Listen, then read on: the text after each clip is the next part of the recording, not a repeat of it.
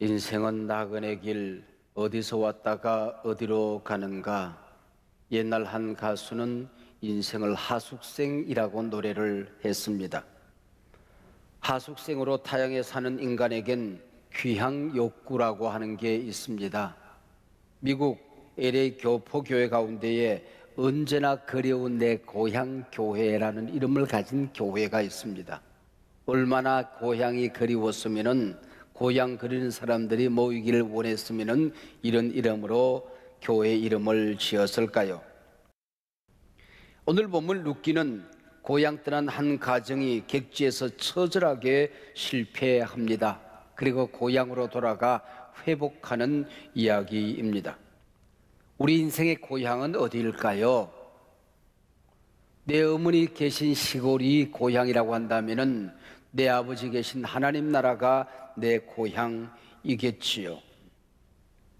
우리 인생은 그 고향 아버지의 집으로 돌아가지 않고서는 회복될 수 있는 길이 없다 하는 것이 오늘 본문의 메시지입니다. 유대인들은 추수를 끝내고 나면은 그들 나름의 추석날이 있었습니다. 가정 예배를 드릴 때에 메킬로트라고 하는 두루마리 성경을 읽었습니다. 그 추석날 읽는 두루마리 성경 안에 룻기서가 들어 있었습니다. 그만큼 유대인들에게 룻기는 친근한 성경입니다. 오늘 본문 룻기는 사사기와 같은 시대 배경을 가지고 있습니다. 근데 우리가 사사기를 말씀을 통하여 잘 들었습니다만은 암울하기 짝이 없습니다. 반면 룻기는 따뜻하고 밝기만 합니다. 그토록 암울했던 재난시대에 이토록 따뜻한 이야기가 기록되어 있었다고 하는 사실은 우리가 팬데믹 코로나19로 인한 위기시대를 보내면서도 암울하게 보낼 수도 있고 따뜻하고도 밝게 보낼 수도 있다고 하는 두 가지 가능성을 우리에게 보여주고 있는 것이죠. 룻기는 모두 넉장으로 구성되어져 있습니다. 넉장을 합치면 85절 정도 됩니다. 그 가운데 45절이 대화체로 되어져 있습니다. 읽을 때에 배역을 정해서 가정해서 읽곤 합니다. 그만큼 낭독극이라고 할 수가 있죠. 이 룻기서는 언제쯤이나 기록이 되어져 있을까요? 룻기 제일 마지막 장 마지막 절에 보면은 이새는 다윗을 낳았더라는 말씀으로 끝맺고 있습니다. 솔로몬이라는 이름이 등장하지 않습니다. 그렇다고 한다면은 다윗 이후 솔로몬 이전 다윗 시대에 기록이 되어졌다는 것을 우리는 금방 알 수가 있을 것입니다. 하나님께서 희망 없이 버려진 한 가정을 어떻게 구원하시는가? 갈 곳 없는 이 땅에 버려진 인생 나그네 길에서 외롭게 살아가는 사람들을 어떻게 구원하시는가 하는 구속의 이야기, 구속사라고 할 수가 있습니다. 룻기는 우리에게 비교적 잘 알려진 책 가운데 하나입니다. 룻기서를 읽어 내려가다 보면은 주인공이 누구지 하는 의구심을 가지게 됩니다. 가족을 이끌고 모압 땅으로 이민을 들어가는 엘리멜렉이 주인공일까? 모압 땅에서 남편과 아들을 잃어버리고 베들레헴으로 돌아오는 나오미가 주인공일까? 아니, 이 책 이름이 룻기이니 룻이 주인공이겠지. 그리고 보면 또 후반부에 룻의 남편 보아스가 주인공처럼 등장합니다. 이들 모두는 주인공이 아닙니다. 룻기의 주인공은 하나님입니다. 우리가 에스더서를 읽어보면 에스더 전체에 하나님이란 이름이 한 번도 등장하지 않습니다. 하나님의 이름은 한 번도 등장하지 않지만은 역사의 배후에서 큰 손을 뻗어서 에스더서를 기록하고 있는, 역사를 운행하고 있는 하나님의 손길, 하나님의 커다란 움직임을 우리는 볼 수가 있는 것이죠. 이 에스더서나 사사기나 룻기에 공통점 한 가지가 있다고 한다면 역사의 주인은 하나님이시다 하는 것입니다. 역사의 주인은 하나님이시다는 겁니다. 사사기는 한 민족을 상대로 일하시는 하나님의 얼굴입니다. 그러나 룻기는 한 가정, 한 사람을 상대로 일하는 왕 되신 하나님의 섭리를 깨닫게 해 줍니다. 하나님은 온 우주를 운행하시는 분이십니다. 근데 우리 머리털을 세시고 참새 한 마리를 돌보시는 분이 하나님이십니다. 하나님은 너무 커서 힘겨운 일도 없으시고 너무 작아서 무관심한 일도 없다 하는 것입니다. 하나님은 성경 도처에서 엘샤다이 전능하신 하나님입니다. 룻기에 나타난 하나님은 헤세드의 하나님입니다. 룻기서에 서너 번 등장하는 이 헤세드라고 하는 말은 자비, 선대, 은혜, 인내라는 말로 번역이 되어졌습니다.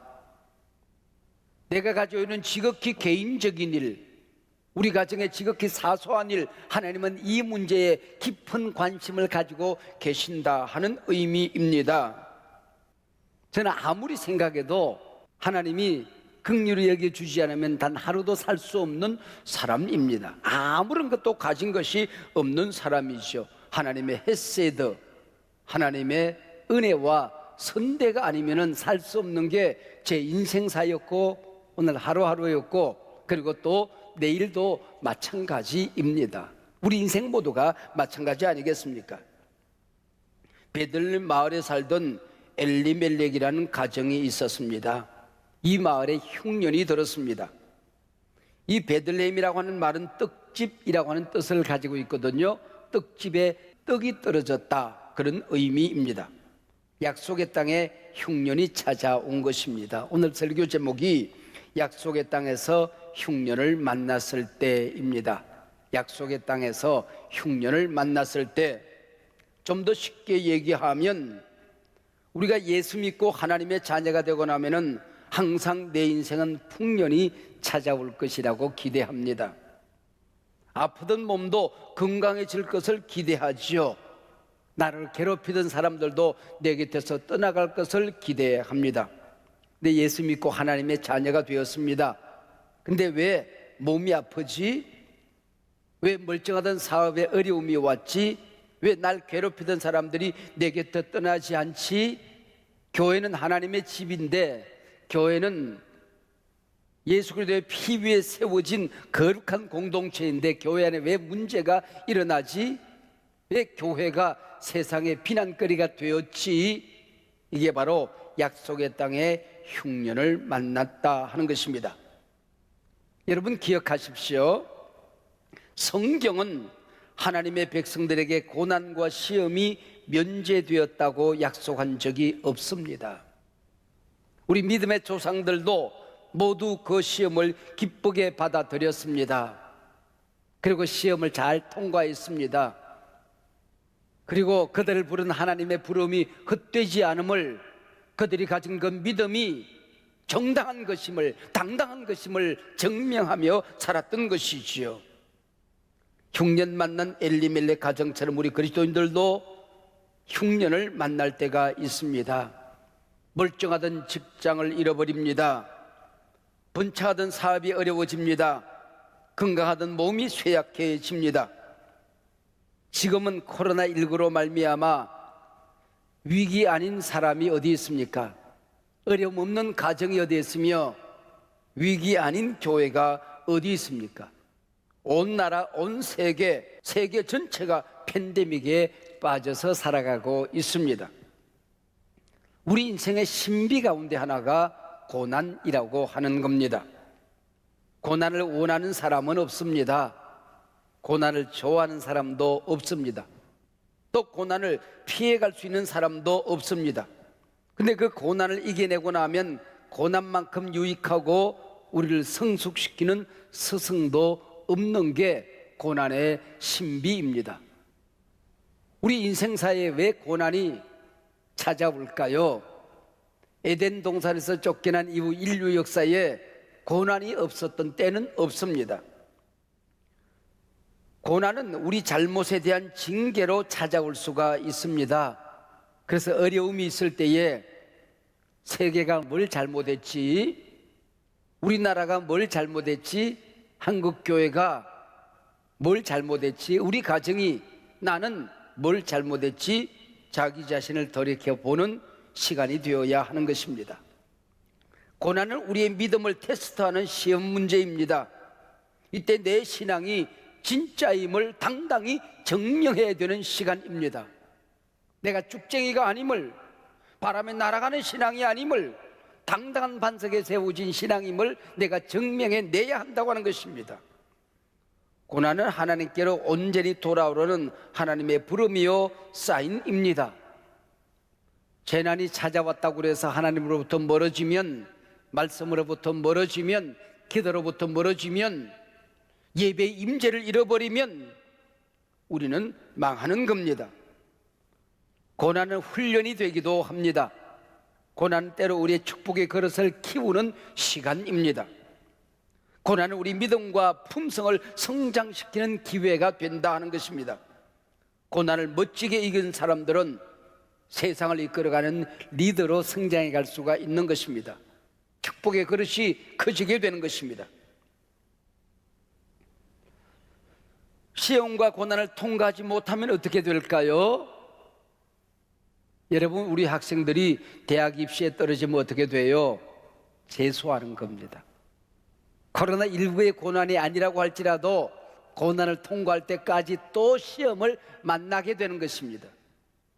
이게 바로 고난의 신비입니다. 다시 한번 오늘 본문을 잘 살펴보십시오.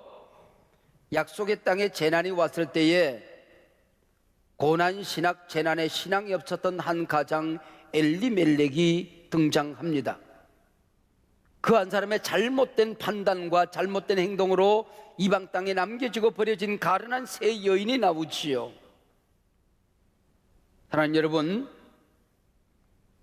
우리가 신앙생활하면서 나 한 사람이 이만큼 중요합니다. 내가 굳건히 서면 우리 가정, 우리 교회, 우리 자녀들 굳건히 섭니다. 이 재난 시대에 나 하나의 믿음이 흔들거리면 그동안 멀쩡하던 가정이 흔들거립니다. 자녀들의 신앙이 흔들거립니다. 교회가 위기를 맞이하게 되는 것입니다. 엘리멜렉은 흉년을 피하여 약속의 땅을 버리고 이방 땅 모압으로 들어갑니다. 이방 땅에서 전염병을 만났는지 아니면 험한 직업전선에서 안전사고를 당했는지 가장 엘리멜렉과 그의 장성한 두 아들이 차례로 죽습니다. 룻기 앞장에는 부고장입니다. 그리고 시어머니와 두 자부 세 여인만 남습니다. 그래서 오늘 본문 3절과 5절에 보면은 남았다는 말이 반복적으로 기록되어져 있습니다. 남편과 자식을 잃어버린 이 여인들의 슬픔과 문제가 얼마나 큰 것인지, 그 아픔이 얼마나 처절했던 것인지 전혀 말하지 않습니다. 단순히 남았다라는 말로 담백하게 기록합니다. 남편과 두 아들 잃은 나오미의 눈물과 통곡에 대한 표현이 전혀 나오지 않습니다. 그냥 남았다. 성경은 재난의 한복판에 남겨진 세 여인, 여기에 주목하고 있는 것입니다. 재난 속에서 모든 것을 잃어버린 여인들, 이방 땅에 버려진 가난한 새 싱글들, 하나님께서 이들을 어떻게 돌보시고 어떻게 회복하는가 하는 것이 헤세드입니다. 그래서 그들의 슬픔, 그들의 어려움, 그들의 통곡, 눈물 대신 하나님의 헤세드에 집중하라는 것이 룻기서의 메시지입니다. 하나님은 오늘 우리에게 뭐라고 말씀하고 있습니까? 코비드-19 재난 시대를 살아가는 우리 신앙인들에게 뭐라고 말씀하고 있는 것입니까? 코로나 바이러스에 집중하지 말라는 겁니다. 그게 빠져 살지 말라는 겁니다. 너무래도 하나님의 은혜는 내 안에서 역사했고 너무래도 하나님의 은혜는 역사한다. 하나님의 은혜에 집중하여 사시기 바랍니다. 재난에 관심 갖지 말아라. 그게 빠져 살지 말아라. 하나님이 어떤 역사를 일으키는지, 하나님이 너를 어떻게 구원하는지 보라는 것입니다. 내가 잃어버린 것에 집중하지 말라는 겁니다. 우울증에 빠져 살지 말라는 겁니다. 내 앞에 펼쳐지는 새 기대를 설레임으로 지켜보라는 것입니다. 초점을 달리하라는 것입니다. 내 눈의 시선을 달리해라 하는 것이 오늘 본문의 메시지입니다. 어떻게 오늘 본문 마지막 6절을 잘 살펴보면 재난 속에서 우리를 회복시키는 놀라운 세 가지 동사가 등장합니다.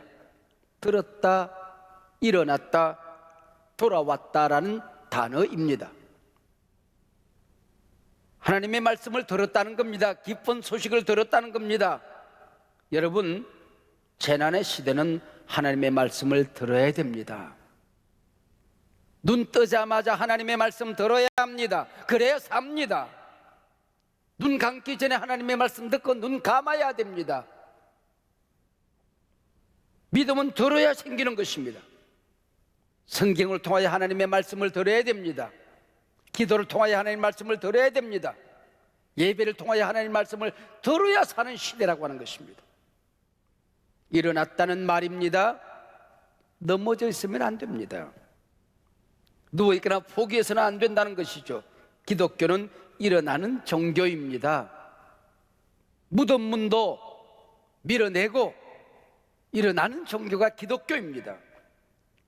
돌아갔다는 단어입니다. 도망가거나 하나님과 멀어지면 안 되는 때입니다. 언제나 그렇겠지만 하나님께로 돌아가야 됩니다. 내가 서 있어야 될 본래 자리로 돌아가야 된다는 것입니다. 아담아, 네가 어디 있느냐? 이 코비드-19 재난 시대에 너는 지금 어디에 있느냐? 하나님이 우리에게 묻고 있는 것이죠. 지난주 제가 들은 얘기입니다. 지방 중소도시에 크지 않은 한 교회가 200여 평 남짓 예배당을 건축했습니다. 건축위원장으로 장로님들은 다 연세가 많으셔서 한때 주먹질을 하던 집사가 목사님 만나서 예수 믿고 충성심이 남달라서 건축위원장 일을 맡게 되었고 예배당 건축을 잘 완성하게 되었습니다. 이 집사님 하나님께 서원했습니다. 건축을 마치고 난 다음에 조그마한 딤섬 식당을 은행 빚내서 개업을 하게 되었습니다. 개업 예배를 드린 자리에서 제가 하나님이 이 식당을 축복해 주시면은 우리 예배당 빚 다 갚을 때까지 10의 5조를 수입의 절반을 봉헌하겠습니다. 약속까지 했습니다. 집사님 아들이 호주에서 유학을 하는데 그 아들 집을 방문했던 차에 만차라고 하는 호주의 재밌는 식당 하나를 보게 된 것이죠. 우리 회전 스시 밥이 있잖아요. 회전 스시 코너가 있잖아요.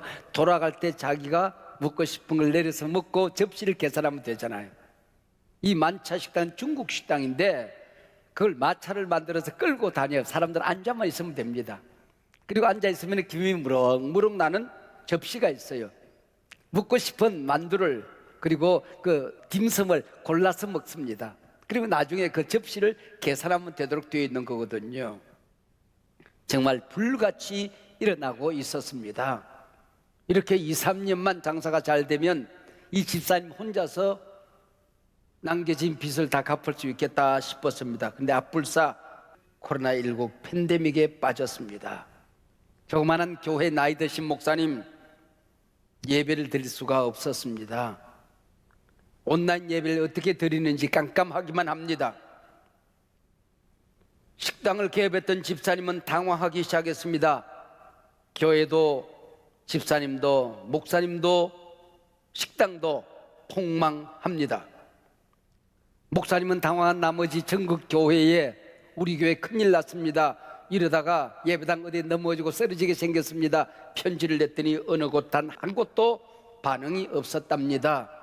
너도 나도 다 어려운 세상인데 여러분 이런 편지가 하루에도 수없이 쌓여지는데 여러분 어떻게 관심 가질 수가 없는 시대 아닙니까?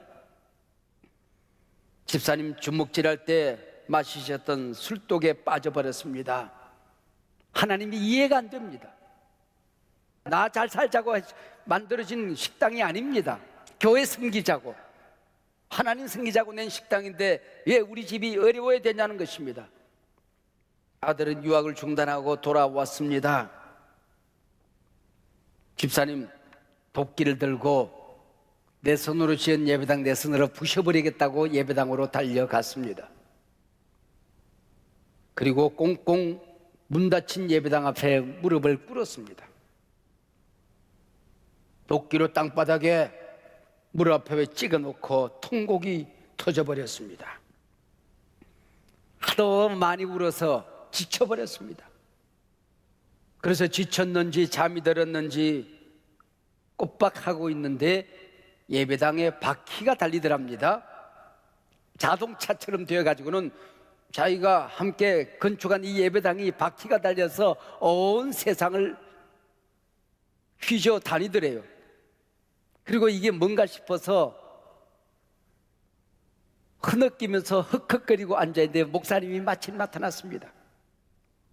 아버지 품에 안기는, 엄마 품에 안기는 어린아이처럼 목사님 품에 안겨서 울기 시작했습니다. 목사님 어떡해요? 목사님 어떡해요? 우리 목사님 불쌍해서 어떡해요? 연세 많으신 목사님 아들 같은 이 집사님을 끌어안고 울기 시작했습니다.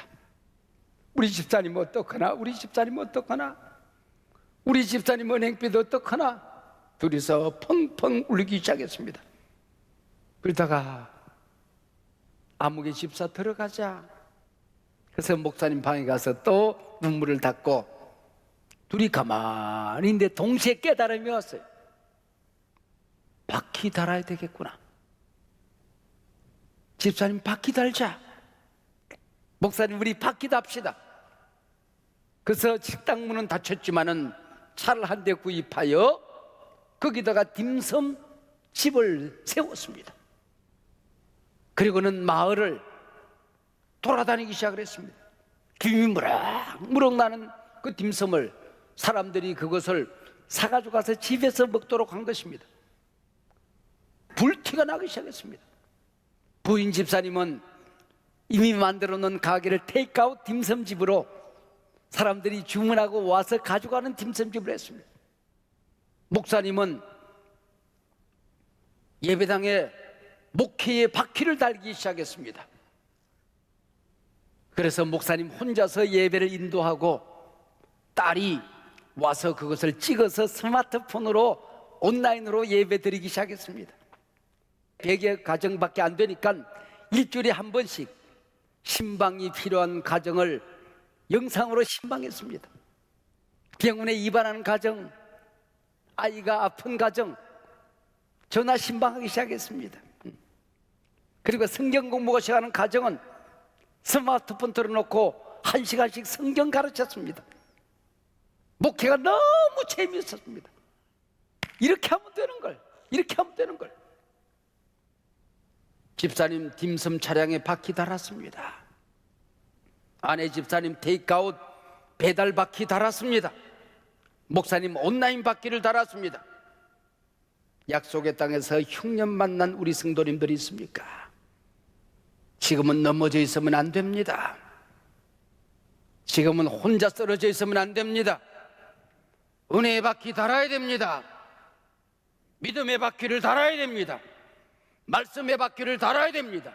능력의 바퀴를 달아야 됩니다. 기도의 바퀴를 달아야 하는 것입니다. 약속의 땅에 흉년 만났을 때는 바퀴 달아야 사는 때입니다. 은혜 받아야 삽니다. 기도해야 삽니다. 일어나야 삽니다. 하나님께 돌아가야 사는 것입니다.